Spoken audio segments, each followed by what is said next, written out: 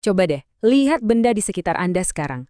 Mungkin cangkir kopi, atau bahkan HP yang lagi Anda pegang. Pernah kepikiran nggak, gimana ceritanya benda ini bisa dibuat, dan akhirnya sampai ke tangan Anda? Ternyata nih, di balik setiap produk itu ada kehidupan rahasianya. Ada sebuah dunia yang nggak kelihatan. Isinya data semua, yang ngatur segalanya dari A sampai Z. Mulai dari bahan mentahnya, sampai barang itu diantar ke depan pintu rumah kita. Nah, kali ini kita bakal bongkar perjalanan tersembunyi itu. Kita akan telusuri jejak sebuah produk, mulai dari hiruk-pikuk di pabrik sampai ke strategi marketing yang jenius di baliknya. Oke, kita mulai dari akarnya dulu ya. Manufaktur. Jauh sebelum mesin-mesin pabrik itu bunyi, semuanya itu berawal dari perencanaan. Nah, ini nih otaknya pabrik yang mastiin semua sumber daya dipakai seefisien mungkin. Sistem yang paling simpel buat ngatur bahan baku itu namanya ROP atau Reorder Point. Gampangnya gini, anggap aja ini kayak indikator bensin di mobil. Begitu stok barang udah nyentuh level minimum, sistemnya langsung kasih alarm. Weh, pesan lagi nih bahannya.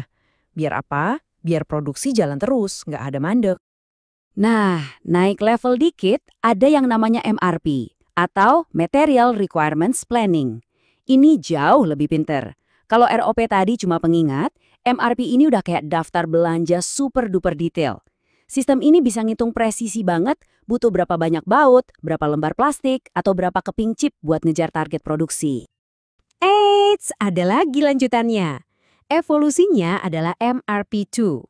Kalau MRP tadi cuma bikin daftar belanja, MRP2 ini bukan cuma bikin daftar, tapi juga nulis resep masaknya sekalian.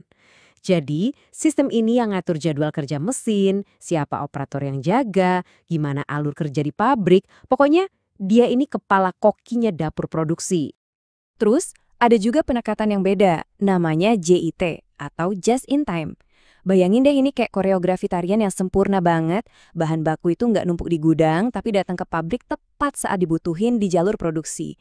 Nggak ada lagi tuh namanya pemborosan, jadi hemat banget dan efisien abis. Oke, urusan bahan baku udah beres. Sekarang kita pindah ke alat-alat digitalnya, yang bener-bener ngerancang dan ngebangun produknya. Disinilah ide di otak diubah jadi barang beneran. Prosesnya ini ada alurnya, logis banget. Gini urutannya. Pertama, ada CAD, Computer Aided Design. Di sini para insinyur menggambar produknya di komputer, bikin cetak biru digital. Abis itu, masuk ke CAE, Computer Aided Engineering, buat ngetes desain tadi secara virtual. Kuat nggak ya? Aerodinamis nggak ya? Nah, kalau desainnya udah oke, giliran CAPP yang kerja, ngerencanain gimana urutan produksinya. Dan terakhir, yang eksekusi adalah CAM, Computer Aided Manufacturing. Komputer ngasih perintah langsung ke mesin-mesin di pabrik buat bikin produknya. Keren kan? Terus yang jadi dirijen dari semua ini apa? Namanya CIM, Computer Integrated Manufacturing. Anggap aja CIM ini konduktor orkestra di pabrik. Dia yang mastiin CAD, CAM, robot-robot, dan semua sistem lainnya main bareng dengan harmonis. Hasilnya, proses produksi yang super cepat, fleksibel, dan berkualitas tinggi. Oke, produknya udah jadi nih, keluar dari pabrik. Tapi, tunggu dulu, perjalanannya belum selesai. Justru sekarang tantangan barunya dimulai. Gimana cara jualnya? Nah, di sini kita geser fokus dari dunia produksi ke dunia marketing yang gak kalah seru. Buat ngejawab tantangan tadi, perusahaan itu pakai yang namanya sistem informasi pemasaran.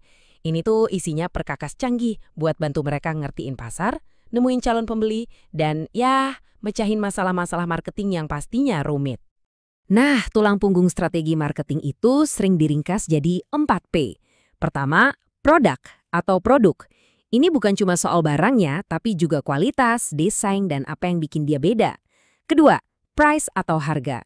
Ini seni nentuin harga yang pas, yang bikin pelanggan mau beli, tapi perusahaan tetap untung. Ketiga, place atau tempat. Produknya mau dijual di mana? Di toko fisik, online, dan yang terakhir, promotion atau promosi. Ini caranya kita teriak ke pasar. Hey, produk kita keren loh. Bisa lewat iklan, medsos, macam-macam lah. Tiap P ini keputusannya krusial banget. Biar nggak salah langkah nentuin 4P tadi, perusahaan jelas butuh data. Mereka harus nguping apa sih maunya pasar. Nah, sekarang kita bahas gimana cara mereka ngumpulin intel ini. Proses nguping secara formal ini namanya riset pemasaran atau marketing research. Ini cara yang terstruktur buat nyari jawaban dari pertanyaan paling penting. Sebenarnya pelanggan kita itu maunya apa dan gimana caranya biar kita bisa lebih baik lagi. Oke, data yang dikumpulin itu ada dua macam. Ada data primer, ini data yang dicari sendiri sama perusahaan, contohnya lewat survei atau wawancara. Terus ada data sekunder, ini data yang udah ada, yang dikumpulin sama pihak lain. Nah, dengan ngegabungin dua-duanya, perusahaan jadi punya gambaran yang lengkap. Mereka nggak cuma dengerin pelanggan, tapi juga ngerti tren pasar secara keseluruhan. Nah, sekarang kita sampai di bagian yang paling penting, puncaknya. Jadi, manufaktur sama marketing itu bukan dua dunia yang jalan sendiri-sendiri. Sama sekali bukan. Keduanya itu nyambung dalam satu siklus yang jalan terus-menerus. Dan inilah kuncinya. Semua data dari pasar tadi, pelanggan suka apa, mereka mau fitur apa, keluhannya apa, itu semua nggak mandek di tim marketing. Informasi super berharga itu ngalir balik langsung ke otak pabrik. Data itu jadi masukan buat sistem perencanaan untuk bikin produk generasi berikutnya yang lebih bagus lagi. Ini kayak lingkaran umpan balik yang nggak ada putusnya. Jadi, lain kali Anda pegang sebuah produk, coba deh ingat perjalanan rahasianya. Itu bukan cuma benda mati loh, itu adalah hasil akhir dari sebuah tarian data yang rumit antara pabrik dan kita para pelanggannya. Pertanyaannya sekarang, setelah tahu semua ini, apa Anda masih akan melihat keranjang belanja Anda dengan cara yang sama?